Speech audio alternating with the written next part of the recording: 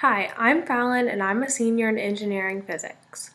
This video I am going to show and explain to you my project of building a sine wave pendulum. Before I get started, here's some background information that might be helpful. A sine wave is a mathematical curve that describes a smooth, repetitive oscillation. Waves are made by adding together multiple sine waves. The sine waves have a pattern that repeats. You can find the wavelength of a sine wave by measuring the length or distance between one peak of sine wave to the next. Sine waves, when added to other sine waves of the same frequency and magnitude, retain its wave shape, making sine waves important to physics. Sine waves are the only periodic waveform that have this property. Sine waves are created from the cosine of theta and the sine of theta. The angle theta ranges from positive infinity to negative infinity. By changing the sine wave's amplitude, phase, and frequency, or by adding together an infinite number of sine waves, the sine wave's wavelength could be smaller or longer, and the entire shape and form of the sine wave could be altered, producing its own unique pattern. Every possible waveform and function in existence can be gathered by just adding together sets of sine waves. You can also add certain sine waves together to create non-repeating waveforms. In my demonstration of sine waves, the length of the string gradually becomes shorter to show the frequency spectrum of a waveform and signal.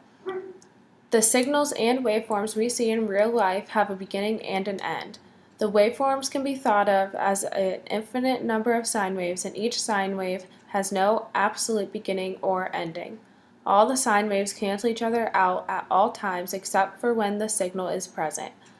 All the sine waves we see in real life have been present since the beginning of time and will continue to be present throughout all eternity. When building my sine wave pendulum, I knew that the shape and the mass of my tennis balls didn't matter. I also knew that air pressure and friction were neglectable. The pendulum moves in a single plane in oscillation, and each pendulum will oscillate the same way. As the string length is shortened, the amount of time it takes for one oscillation to occur will decrease. Here is a picture of a sine wave. The amplitude represents the measurement between the top and the bottom of the sine wave. The crest is the top hump and the trough is the bottom hump. The wavelength is a measurement between each hump. The direction of my oscillation is going this way, back and forth.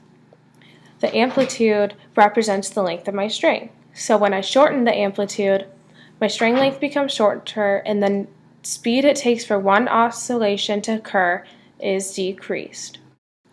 To find the length of my strings, I use the formula T equals 2 pi times the square root of length divided by gravity. T stands for the period, L stands for length, and G stands for gravity. To find my longest string length, I took the square root of that divided by gravity and multiplied by 2 pi. Then I decided how many oscillations I wanted for my entire dance. I multiplied that by the number I just found and found the time for my entire dance. Then, to find the rest of my string lengths, I added one oscillation, divided that by the length of my dance, and found the time it takes for one oscillation to occur. Here is an example of the calculations I did to find the length of pendula 13. I added one oscillation because the string is getting shorter, divided that by the time of my dance, which is 42.57 seconds, and got 1.2163 seconds for the time it takes for one oscillation to occur. Then I took that number and plugged it in as T in the formula. After solving the equation, I got my string length to be 0.367604214.9 meters.